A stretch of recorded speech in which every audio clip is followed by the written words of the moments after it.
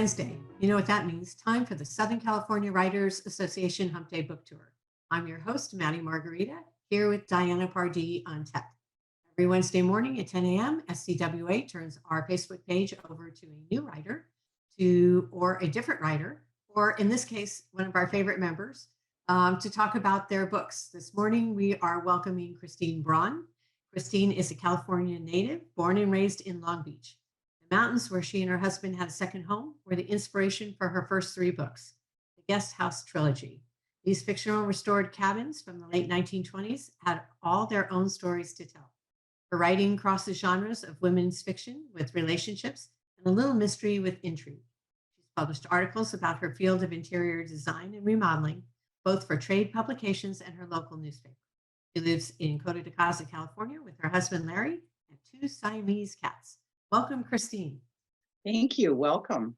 So this book sounds wonderful, and it sounds right in trend with all the people who love not only the mountains, but HGTV and old houses and relationships and mysteries and strong female characters. I can't think of a point that you missed. So when you started writing this series, did that come to mind, or did it just kind of come together for you? I knew I wanted to write once I retired, but I had a really hard time figuring out what to write. So I knew I didn't want to be necessarily mystery or romance. So I thought, well, I looked up a unsolved crime up in the Lake Arrowhead area and found that would be the impetus for me writing the books. And then I had to figure out how to do that. I actually wrote 6 books drafts in about 2 years while the thoughts were in my mind, because, as you get older, you forget things. And then I went through total overwhelm, but I knew that I wanted to tell the story about a woman who goes up to the mountains and buys these cabins, and each one has a secret. So that's kind of how I got started and just let my fingers do the typing. Well, you make it sound easy, but the structure of the book is not an easy book, and it's a complex story. It's an interesting story. It's an emotional story, but you chose to write a book with two main characters, basically, and two parallel storylines that have to connect and make sense together. So, did you know that you were doing that, or how difficult that was going to be, or was it as I, difficult as it sounds? I had no idea what I was doing. I just knew that I had to have enough with Annie, my main character, going on with her life. And then I wanted to talk about the person that their lives are parallel and then they cross over and meet. And then in the very, very, very end of the book, you learn what the secret is of that cabin.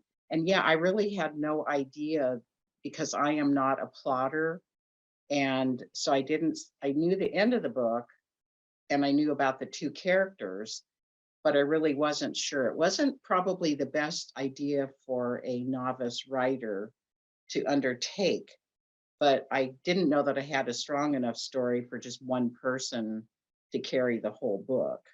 Right. So you just dug in and did it, and you did it so well. So, and another thing that was really interesting I thought about the book is, let's talk a little bit about Annie, because Annie is not your average character in a women's fiction book.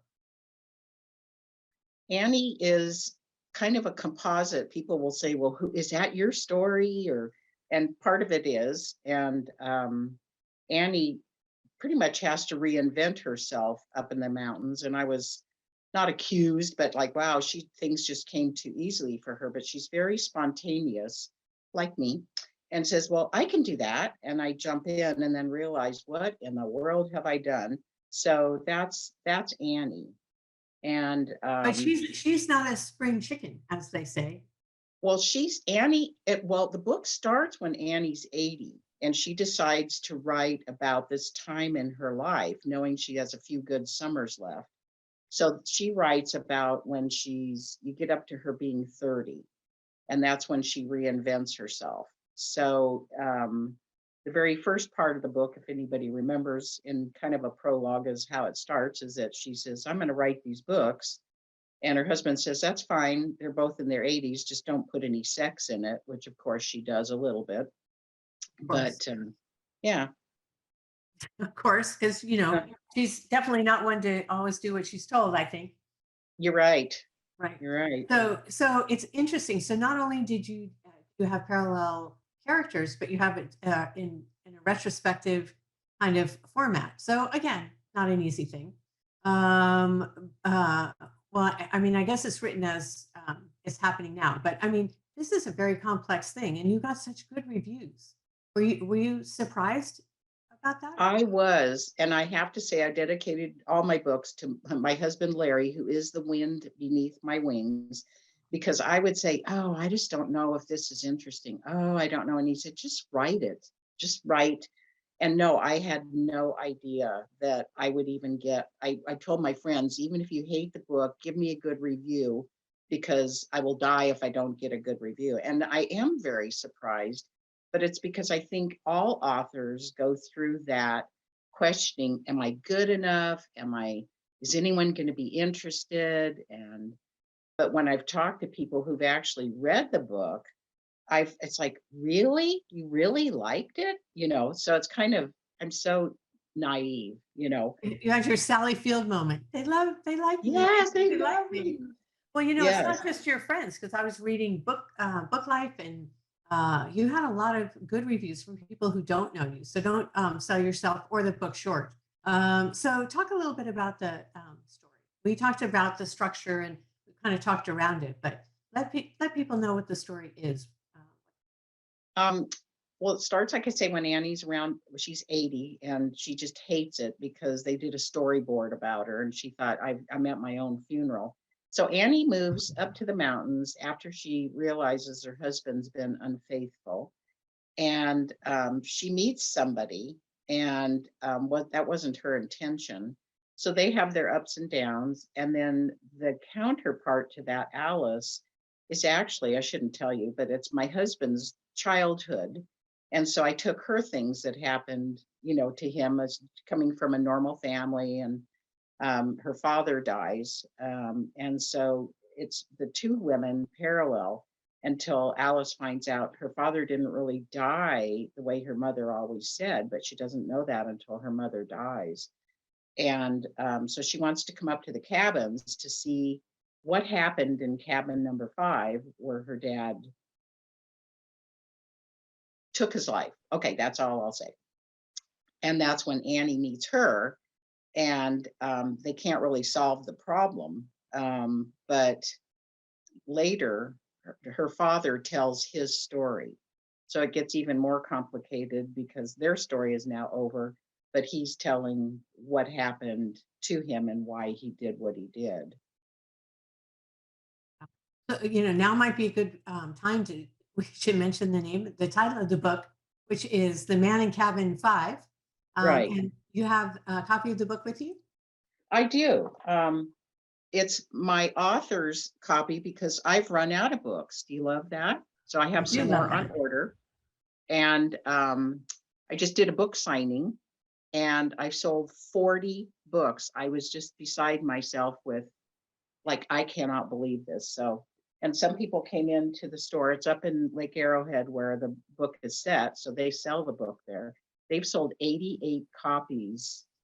So I have Oh, a in the one great, bookstore? yes, and it's a furniture and an antique store, actually. But he has a fabulous clientele. It's one of my favorite book or stores, and it's in the back of my book. Oh, also, what I wanted to mention is I did something really unusual. Annie is an interior designer, and I had a friend of mine. I don't know if you can see this. He drew illustrations of the rooms that Annie talks about in the book. So I decided that was a real expensive thing to do, but I wanted to be as Love it. creative as I could be. And so you get to see Annie as an interior designer, and she goes into these homes and restores them and doesn't want to change them. She just wants to rejuvenate them. Well, what is it, or what was it about Big Bear, that particular setting that Well, appealed to you? Lake Arrowhead, we wanted a second home 100 years ago, like everybody else dreams about. And so we bought a cabin up there. And it was just so peaceful and it just was great to hear the wind whistling in the trees and whatnot. So that's why I thought, well, I don't want to write about Long Beach because that's boring. And I know a lot of authors use their hometown, but I felt like, gosh, it's just so familiar. And so this was a little bit different. And that's just pretty much how I came up with these first three stories, as they would be set up there in the mountains. And it really resonates with a lot of people. I think everybody's been to Lake Arrowhead, Big Bear, Santa's Village. And so I fictionalized some of these things, but in the book, I disclaim I made this happen for this book, but they really didn't open until such and such a time because I really panicked thinking someone would be live on every word that I wrote and say, well, that's not true. So I wanted to be clear that I was making some dates up to fit the timeline, which is where I had a real hard time writing the book, is what's the timeline and how do you go back? Because actually Annie's, when she's 80, it's about the year 2020 to keep in the timeline if you were to really pay attention to it. So I was very loose with that. So, tying back to your career as the interior designer, would this be a project that you'd love to do? It would be renovate those 7 cabins in your mind? Yes, yes. In fact, I did it with the cabin that we bought, and then we bought a bigger house because, of course, I collect too many things. And I loved doing it. I didn't change the cabins at all. One was built in the 30s and one was only about 25 years old. But I didn't want to change anything. I didn't want to remodel. I never remodeled our home in Long Beach, which was built in the 30s also. I just would update it, put in a marble countertop, and the cabinets were always painted. They were never stained or anything. So I that's probably truest, if you will. And in fact, when we moved down to Coto de Caza, I looked at all kinds of homes, and I'm so odd, like the colors in my room are the colors of the house when we bought it. And I said, I can live with that. I'll just bring in my things and just work with what's there. And so I'm not a remodeler at heart, even though we did remodeling. Everybody we worked with that got a new kitchen, I'd say, I really don't want a new kitchen. So So interesting. I think maybe the vision that you have as an interior designer, see things as they could be. Do you think that that helps you in your writing? I think so. I've had to work at learning more description. I write short, which means she went to the store, she did that, now I'm on to the next subject. And that's why I think, oh, that's just not very interesting. But then I've had to learn the craft of writing, which is, okay, you need to add a little dimension. You don't have to describe your shopping list, but you do need to say, well, I was out of cat food. And the minute I walked in the door, the cats were there meowing, like, okay, feed me, I'm starving. So you have to add that, which is what the editing process, which also was very overwhelming until I got into it. But it taught me you need to add a little bit. So I found that, wow, I can almost double my words if I don't just fill it with stuff, but if I say, well, here's how I felt. And so that's, So interesting because some people think editing immediately means cutting words, but then there are other writers that editing means adding words. So you're an adder when it comes to. right. So just so we know, we're coming up against our timeline here. Um, can you summarize what kind of reader would love your book? Would I had a real hard time with that too, and I don't know if I'm accurate. I would say somebody that's maybe 40 to, I'm 73, so that's the new 60. So I'm going to say 40 to 75 or even 80, and more mature. Um, Although the book is set when Annie's 30, it's still, I don't know. I'm going to say a mature reader, somebody that's your age, and I don't know how old you are. That would be my reader, I think, and somebody who likes women's fiction. all right, that's great. And where obviously the books are selling like hotcakes. So where can people find that the Man in Cabin 5? I'm on Amazon, and as everybody is, but that's the best place to find me. And you can also check, yeah, if you want ebooks, Everywhere. Amazon. Yeah, go Google Chrysteen Braun, Man in Cabin 5. Right. Okay, so, and you mentioned a series. So this is book one? Yeah, book one.